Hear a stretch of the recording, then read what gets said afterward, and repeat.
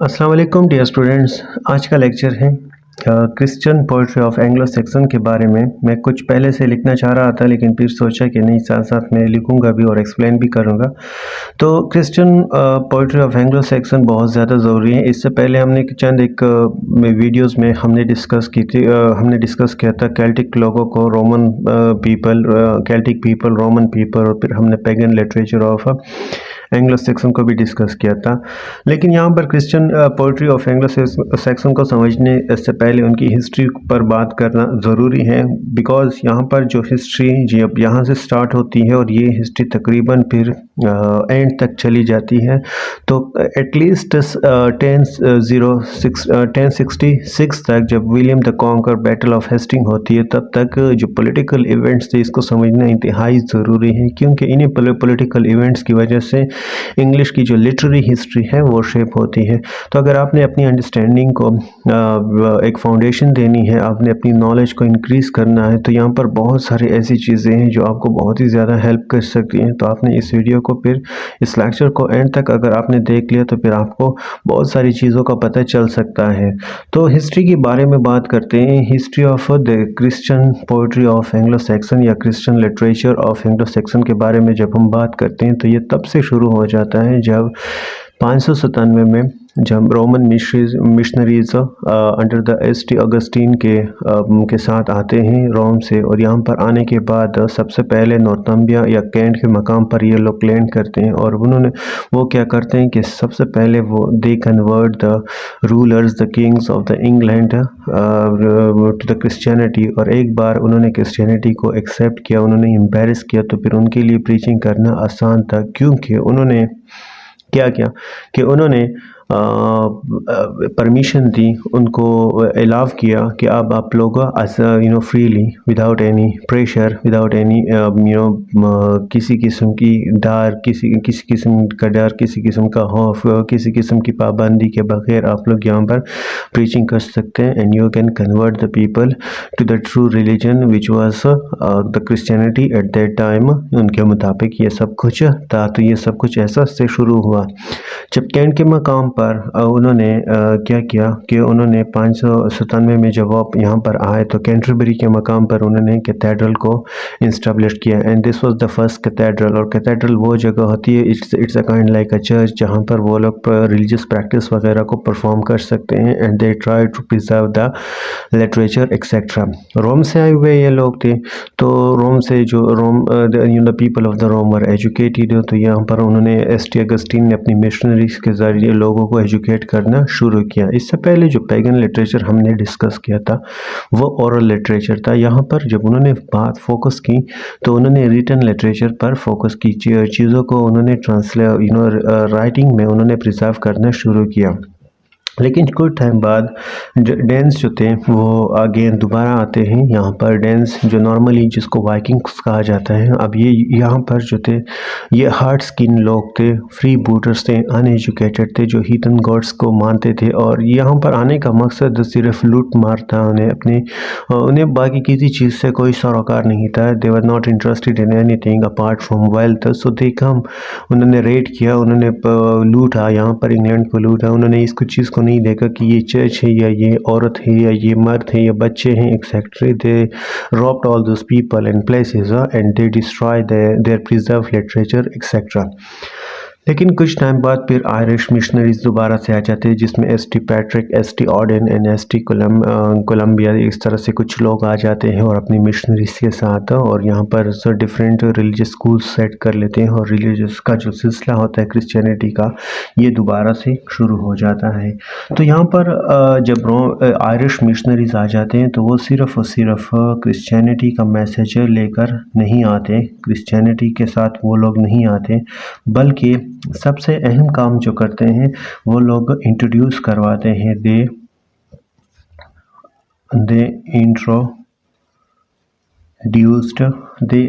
Introduce the Roman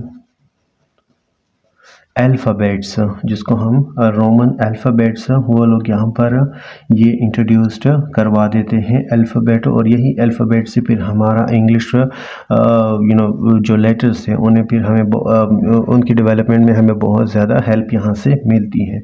so they introduce the Roman alphabet, और ये क्यों उन्होंने इंट्रोड्यूस किया है? Because they wanted to replace which replaced किस चीज़ को उन्होंने रिप्लेस किया था? Which replaced the runes. अब रूइंस क्या थे? रूइंस फॉलो होते थे, या runes are the symbolic, runes को एक और नाम भी दे सकते हैं जिसको हम कहते हैं सिंबॉलिक कट्स। और ये सिंबॉलिक कट्स जो थे आर स्क्रैचेस, या फिर हम कह सकते हैं कि ये क्या थे? ये स्क्रैचेस थे। कहाँ? लेकिन किस चीज़ पर? Scratches on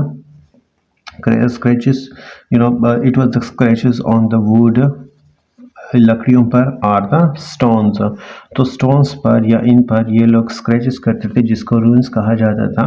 and the only writing known to the Anglo Saxon, यही चीज़ें एंग्लो सैक्सन को पता थी आज तक। लेकिन यहाँ पर अल्फ़ाबेट की जब इंट्रोडक्शंस हुई तो फिर एक रिटन लिटरेचर का क़याम हुआ, और रिटन लिटरेचर में क्योंकि ये एक इम्पॉर्टेंट स्टेप था, this was a very important step for the development of the English literature में जब सबसे अहम चीज़ की बात होती है तो वो रोमन अल्फ़ाबेट की बात होती है, और it was introduced in England by the Irish missionaries, जब वो लोग यहाँ पर आए थे।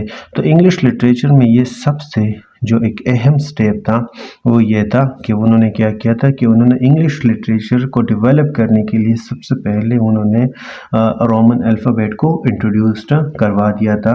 और इसके साथ साथ इस न्यू फैसिलिटीज़ के साथ with this new facility at hand, the runes were turns to later, ये जो रून्स थे जिस पर अभी हमने बात की थी, जो रून्स थे इसको किस चीज़ में कन्वर्ट कर दिया गया? लिटरेचर्स में, लेटर में इसको इसको कन्वर्ट कर दिया गया, और इससे लेटर्स बन गए, और यही लेटर्स फिर हमारे पास सिलेबस में और वर्ड्स में फिर आते हैं, और जिसकी वजह से वर्ड्स बनते हैं, और वर्ड्स फिर पोइट्री और डिफरेंट जॉनर में यूज़ होते हैं, सेंटेंसेस इससे बनते हैं। तो इस तरह से ये जो लेटर्स थे, लेटर्स बने, और इसके साथ साथ giving us the old continental Anglo Saxon stories like Beowulf for the first time in the civilised form. It also opened the way for the production of English literature on the English soil in writing of the Caedmon and Canwulf। Caedmon और Canwulf की शक्ल में फिर हमें यहाँ पर बहुत सब कुछ राइटिंग में भी मिलता है। कैंटरबरी में अगर हम देखते हैं कैंटरबरी कहाँ पर था? कैंटरबरी अब हमने यहाँ पर डिस्कस किया कि जो कैंटरबरी था, कैंटरबरी कहाँ पर था? कैंटरबरी तो साउथ में था, Canterbury in the south of the, लेकिन साथ साथ जो यॉर्क एंड यूरो जो थे, जो यॉर्क था एंड यूरो जो थे इन द नॉर्थ, ये कहाँ पर थे? ये नॉर्थ में थे। ये कैंटरबरी साउथ में था, और यॉर्क एंड यूरो जो थे ये तो नॉर्थ में थे, और ये become the great centre of the Christians and secular Christian and secular learning के बन जाते हैं। they become the great site for the secular writing। इसके साथ साथ यहाँ पर सिर्फ क्रिश्चियन एंड सेकुलर लर्निंग की बात नहीं होती, बल्कि यहाँ पर इस जगह पर हमें तीन बहुत ही अहम ग्रेट स्कॉलर, 3 ग्रेट स्कॉलर भी हमारे पास आ जाते हैं। 3 ग्रेट स्कॉलर्स, ये 3 ग्रेट स्कॉलर्स भी यहाँ पर आते हैं, और इन 3 ग्रेट स्कॉलर ये वो स्कॉलर्स थे हु अचीव्ड यूरोपियन फेम वर। इनमें जो एक था उसको ट्यूडर कहा जाता था, एक को ट्यूडर कहा जाता था, ट्यूडर ऑफ, कंप्लीट नेम लिख लेते हैं, ट्यूडर्स ऑफ टार्सिस, इसको ये कहा जाता था। जो ग्रीक में the Greek of Tarsus in the Asia Minor, इसके हवाले से उसको इसका नेम रख दिया था। और ये कौन था? द ट्यूडर्स ऑफ टार कौन था? ये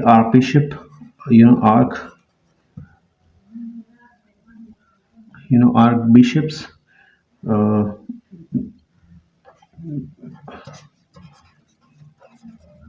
आर्कबिशप था, या आर्कबिशप था, लेकिन किस चीज़ का आर्कबिशप ऑफ द कैंटरबरी।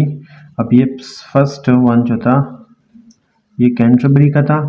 इसके साथ साथ दूसरा नंबर पर जो बीड आती जिसने the ecclesiastical history of English race or people ये लिखा हुआ था, जिसको बीड ऑफ यूरो कहा जाता था। और इसके अलावा जो थर्ड नंबर पर था, जो 3 ग्रेट स्कॉलर थे उसमें जो था वो एक एलियन था, एलियन ऑफ यॉर्क। तो ये यॉर्क में से था।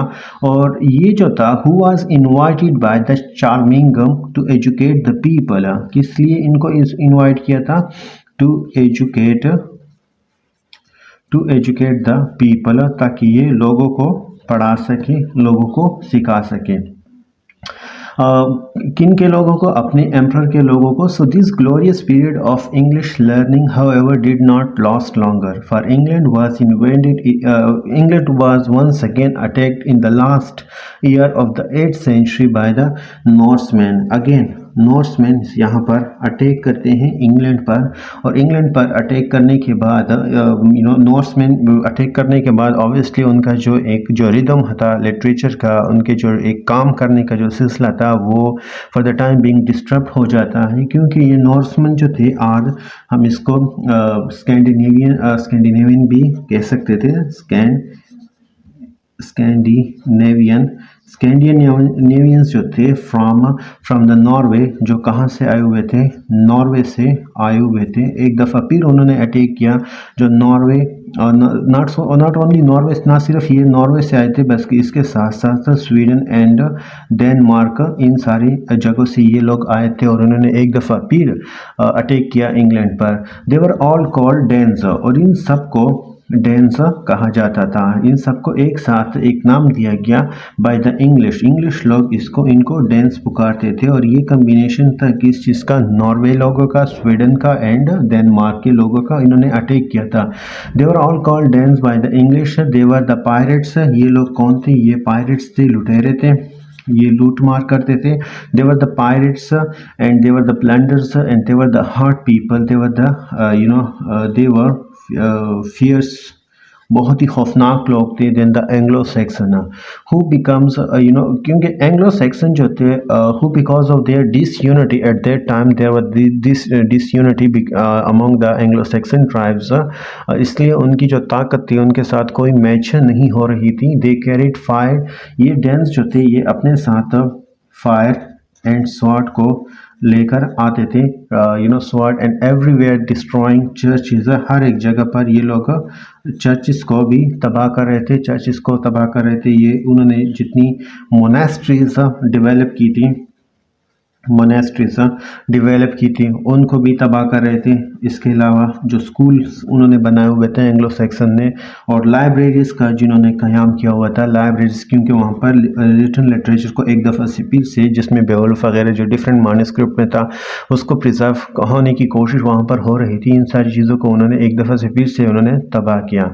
And so the whole of the England was overrun except the south where Alfred, जहाँ पर साउथ में जो था, यहाँ पर मैं एक ये पेज चेंज कर लूँ, यहाँ पर एक ये पेज चेंज कर लूँ कि साउथ में जो था, साउथ में हमारे पास साउथ ऑफ इंग्लैंड में जो किंग था वो था किंग एल्फर्ड। अब यहाँ पर किंग एल्फर्ड बहुत ही ज़्यादा ज़रूरी है एज अ किंग। साउथ में किंग एल्फर्ड रहता था, जो जिसको किंग ऑफ वेसेक्स भी कहा जाता था, मेट अ स्टाउट रेजिस्टेंस, जिसने बहुत ही रेजिस्टेंस किया। And the Danes were defeated in, उसने क्या किया था कि उन्हें 878 में डेन्स को डिफीट दिया। And made a peace promising to become Christianise and leave the south and west to the Alfred. तो इस तरह से वो लोग, उसने डेन्स को शिकस्त दी और वहाँ से डेन्स को रिमूव किया, हटा दिया। They retain the north and the east of the England, लेकिन डेन्स जो थे वो नॉर्थ में भी, नॉर्थ एंड ईस्ट ये लोग अभी भी वहीं पर थे, नॉर्थ और ईस्ट ऑफ द इंग्लैंड अभी तक भी वहाँ पर थे, जिसको डेन्स लॉ कहा जाता था। इन इलाकों के north and east of England के इलाकों में भी अभी तक भी ये लोग वहाँ पर थे। लेकिन अब किंग एल्फर्ड के दौर में, किंग एल्फर्ड का जो दौर था वो एक ग्लोरियस दौर था हिस्ट्री ऑफ इंग्लिश लिटरेचर का, और इस तरह से किंग दोबारा एंग्लो सैक्सन के दौर में नहीं आया। किंग एल्फर्ड बहुत ही ज़्यादा बहादुर और ब्रेव इंसान था और एजुकेटेड इंसान था। उसने डिफरेंट लॉज जो थे वो पास किए थे, बस सिर्फ और सिर्फ अपने लोगों के वेलफेयर और बेटरमेंट के लिए। तो लेकिन जब किंग ऑफ एल्फर्ड जो मर जाता है, तो उसके बाद उसके जो सक्सेसर आते हैं वो not only conquer the Dane law, वो अंडर अटैक वो अटैक करते हैं डेन लॉ पर। किसके? किंग एल्फर्ड के जो सक्सेसर यहाँ पर मौजूद होते हैं, किंग एल्फर्ड के सक्सेसर वो अटैक करते हैं किस पर? डेन लॉ पर। और वहाँ से वो लोग दोबारा से छीन लेते हैं, कॉन्कर कर लेते हैं डेन लॉ को, एंड एक्सटेंडेड देयर रूल और the whole of the England. उसके जो सक्सेसर हैं होल इंग्लैंड को दोबारा से कैप्चर कर लेते हैं, और इसके अलावा the parts of the Scotland भी। So the Danes settle down under the Saxon rule. एक दफ़ा से डेन्स फिर से अंडर द सेक्शन रूल्स अपने आप को सेटल कर लेते हैं। और यहाँ पर सेटल करने के बाद the two races become almost one by the intermarriages. They start doing marriages in their एक दूसरे के साथ ये लोग शादी करना शुरू कर देते हैं। सो यहाँ पर एक दूसरे के साथ ये इंटरकनेक्टेड हो जाते हैं। But in 1973 there came to the throne of the England Ethelred. अब यहाँ पर एक और किंग आता है जिसका नाम है हमारे पास, उस किंग का नाम था एथेलरेड। यहाँ पर एक और किंग आ जाता है, उसमें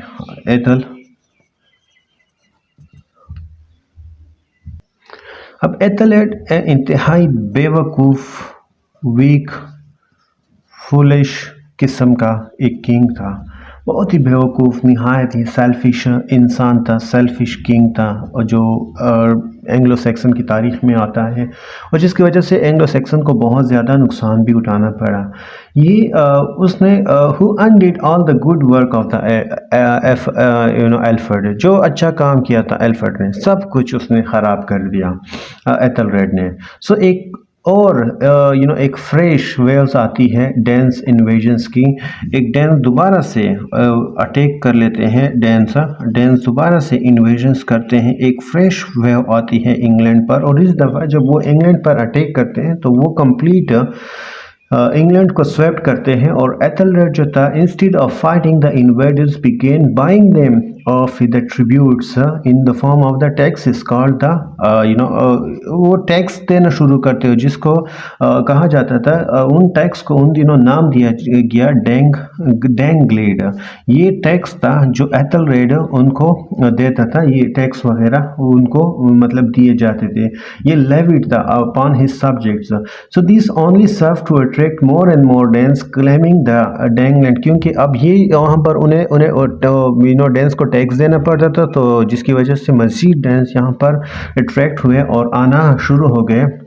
तो इस तरह से जो ये फुलिश किंग जो था, इसने सब कुछ ख़राब कर दिया।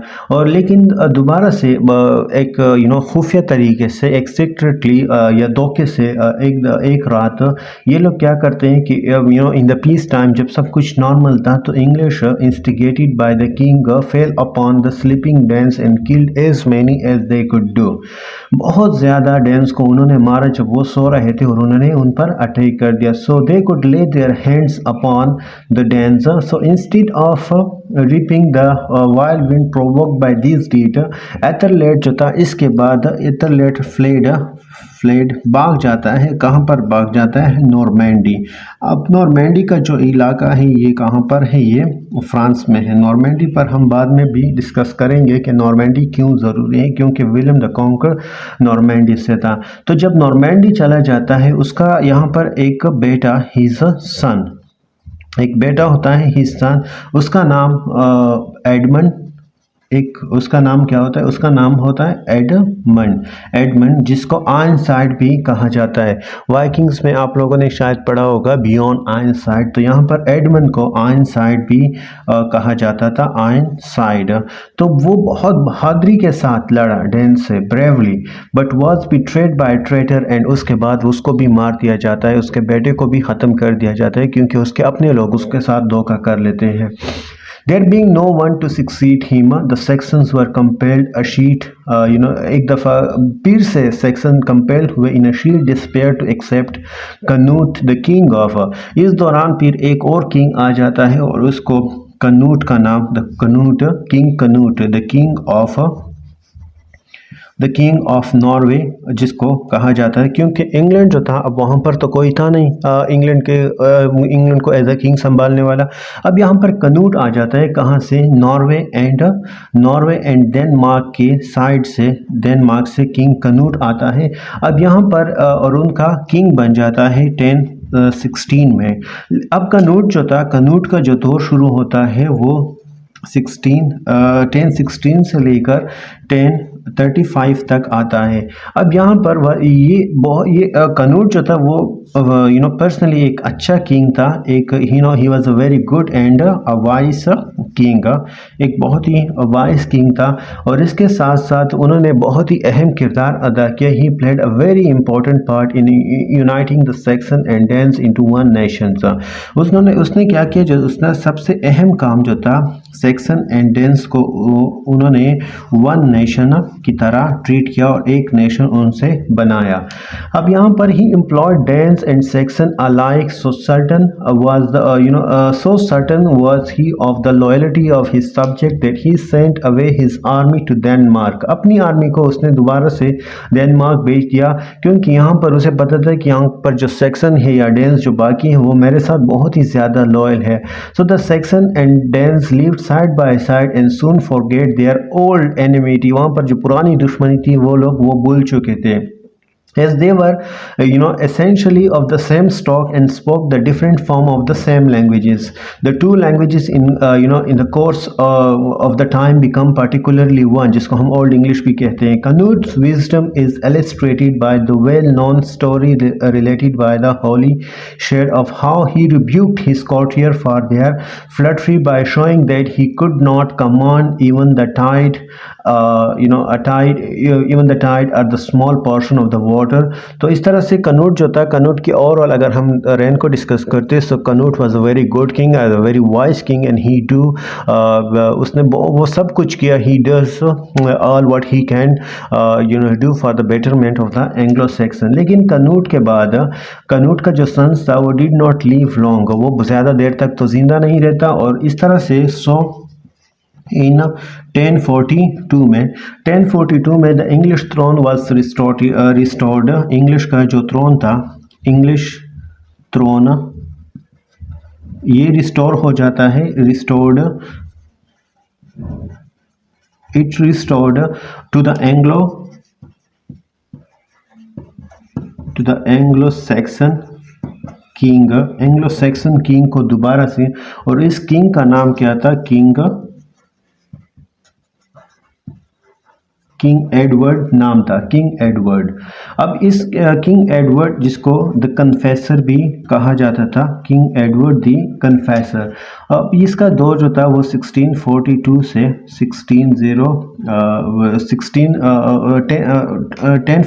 से 1066 तक इसका दौर था।